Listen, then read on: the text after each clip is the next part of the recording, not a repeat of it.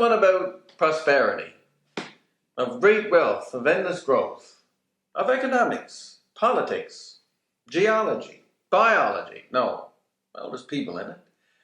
It's about people moving to the Avalon Peninsula by the thousand, all at one time. The Avalon Peninsula isn't a very big body of land for a lot of people to come all at once. It's only joined onto the rest of the island by a little 5-kilometer wide isthmus.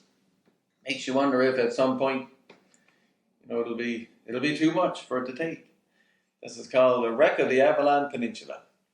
So of all of the setbacks on Newfoundland Isle in these recent years, both by people and nature, hurricane weather where houses are spoiled, and in our politics arguments and debate, sure 'tis no wonder we're always going uphill, one thing or another, that's how it seems. I thought about all this one evening until I fell asleep and had this wicked bad dream.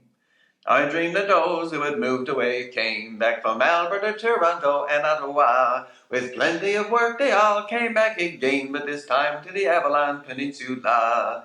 And that was all good except for the timing. Everyone all at once is a big number. All hands from all trades to computers to mining, and where they went to just about buckled under. Some folks didn't care much for living in town. Overnight some new houses went up all dispersed. Torbay grew upwards and Mabel's grew down. Couldn't grow east, 'cause St. John's was there first. On Newfoundland Island, the east is the smaller end, and these developments came to be born. Nobody weighed the west coast for a ballast. The new Costco alone was the biggest gross morn. Soon as they came with supplies for Costco, that poor little isthmus had started to strain. Trucks for the trailers, the TVs in tow, and that's when the produce and pet supplies came. Cases of kibble and cat food in cans, pallets with packs of grapes, purple and green, bags of potatoes, the big and small vans, bunches of bananas, the biggest you've seen. But at the store in the new town of Galway, the Avalon sunk right down to the Cape shore. When they tried to put up a retaining wall, they found all of the concrete was in Labrador. 'Twas on Muskrat Falls, and then we were all skeptical and said goodbye to that fair Avalon. The army sent pumps, but 'cause they were electric, the province could not afford to turn them on.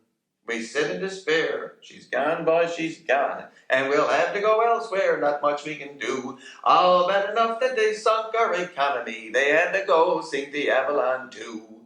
But when we sat down for to take a good look, to shore up the province, it was a small task. We towed the new houses out to Corner Brook, and put the new Costco up in Port aux Basques. Get a jig on the go now, I suppose. Get a jig never hurt anybody. Okay.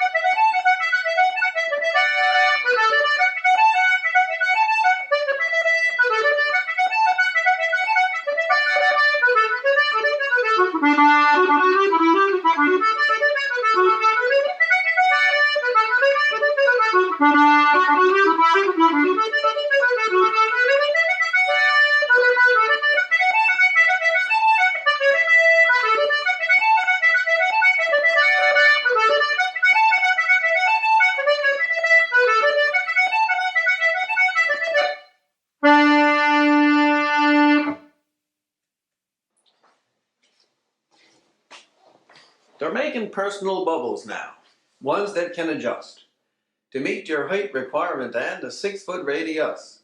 It's like a giant see-through can, 12 feet across. The government is making them and selling them at cost. Our premier launched a plan for when people got to go to town, manufactured bubbles to get inside to go around. When stay inside your bubble, he said on the internet and TV, us the viewers didn't realize he meant it literally.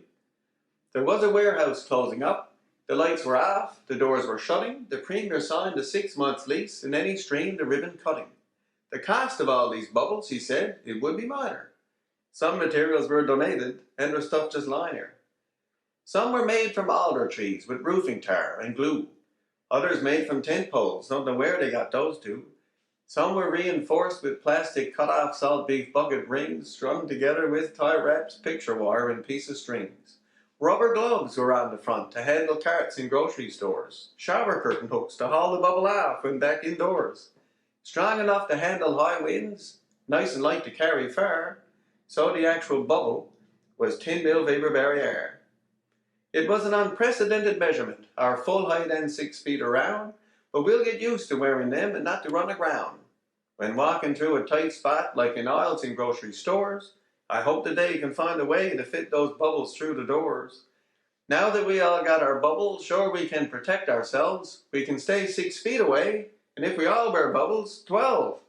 When all this is over, when we bring it to a close, what will we do with all these bubbles? Wear them in the rain, I suppose. They're making personal bubbles now, ones that can adjust to meet your height requirement and a 6-foot radius.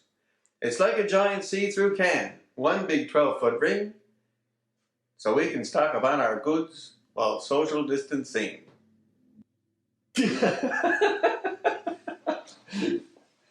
that's it. What's next?